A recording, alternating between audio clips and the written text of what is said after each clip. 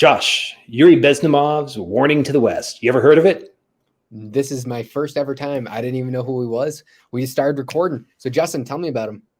So Yuri Bezmenov was a person who worked for the KGB pretty high up in there. And his job was to deal with the production and dissemination of propaganda. He was a professional liar paid for by the state.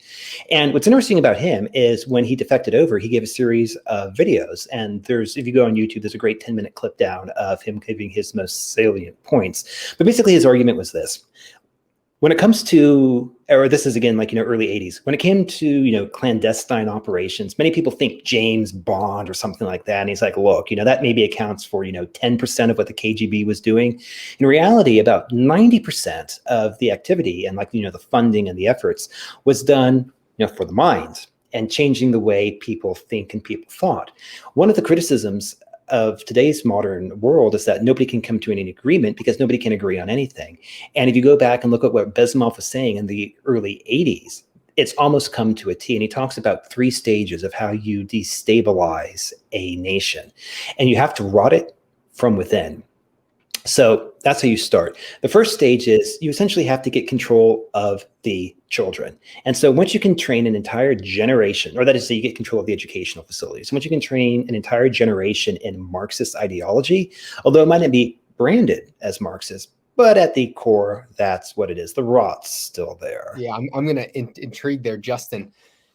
That is very interesting. As someone who just graduated from high school last year, and now since I've spent the last year and a half trying to unlearn everything that I've learned in school, I can say with a high degree of confidence that the school system is set up in a way to disincentivize critical thinking, to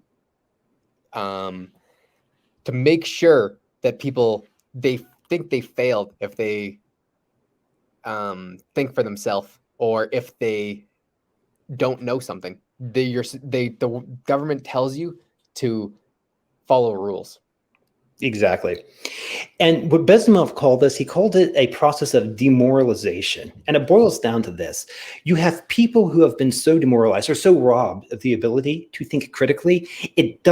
Once someone gets to this point, Bezmenov would argue the process can't be fixed. In other words, you would have people, and Bezmenov calls these people out. He even mentions, Jane Fonda. He's like, in his, Soviet accent, I can't do it. But he's like, Americans can get filthy rich, trashing their government. And just look at Jane Fonda, or whatever, he goes on.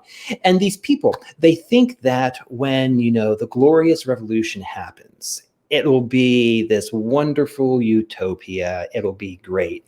And what's amazing is that you can take these people who believe firmly in their heart of hearts that the West is evil and communism is good. They absolutely believe that. You can take them over to Russia. You can show them the gulags. That's Russian, or that's their version of concentration camps. You can show them the gulags and actually say, listen, this is where we line people up against the wall and shoot them when they don't agree. This is where we basically work people to death if they don't. You can show it to them, and it just won't register. They just can't accept the truth. They're just so demoralized. That is so true. Just look at Australia right now. I mean, that is quite literally.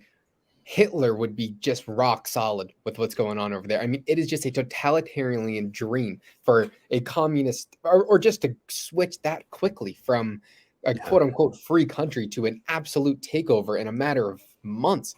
And the West they're looking at it like, oh, that's no big deal. I mean, there's really, that's not even really an issue. So what? They've been in lockdown. It's for health.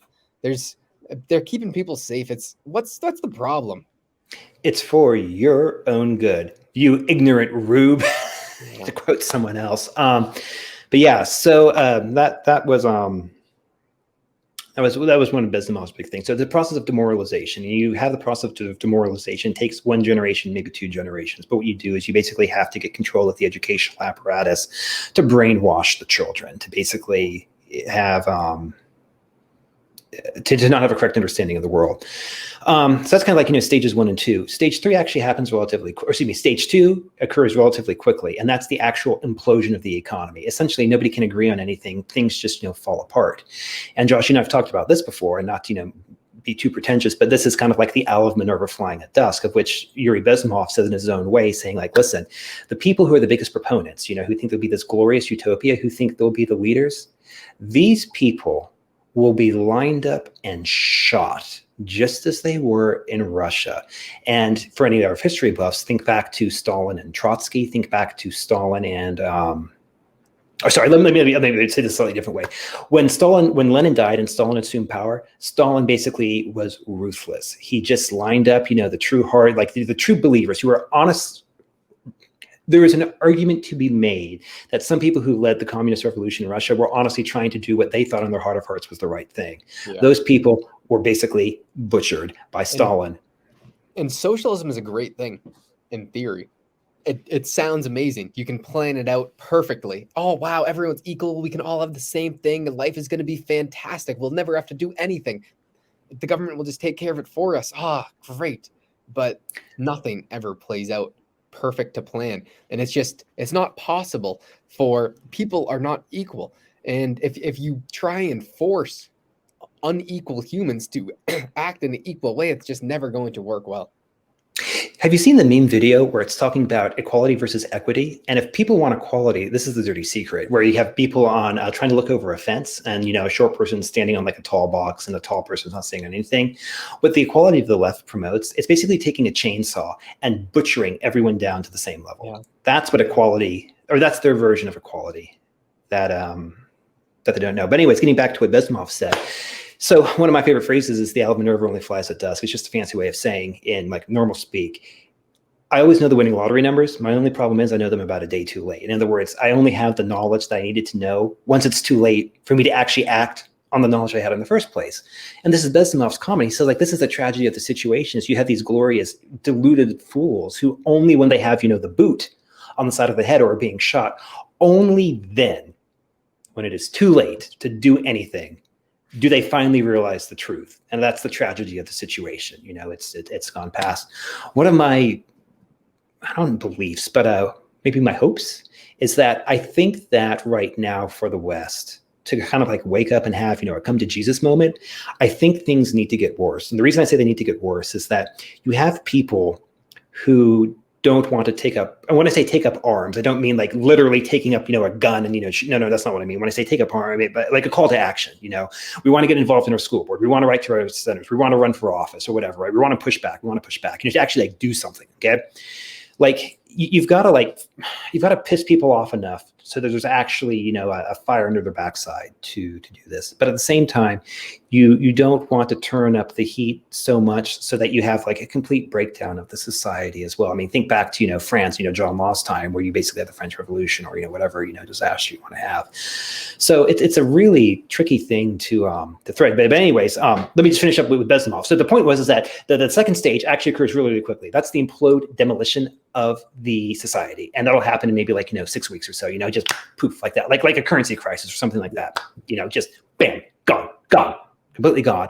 And the third stage is the euphemistically named normalization, where people just kind of come to accept that this is the new status quo and you can move on. So anyways, it's kind of a bleak outlook for the future. But one of the things that Bezmenov said is the reason I escaped to the West was to warn the West, because I came out of the USSR and I had a place to flee to. If the West falls, there's nowhere left to go. Like, this is it. This is it. I would say you could go to places in South America that, and by law, they may not be free, but in practice, no one's really going to tell you what to do. But the options are extremely thin.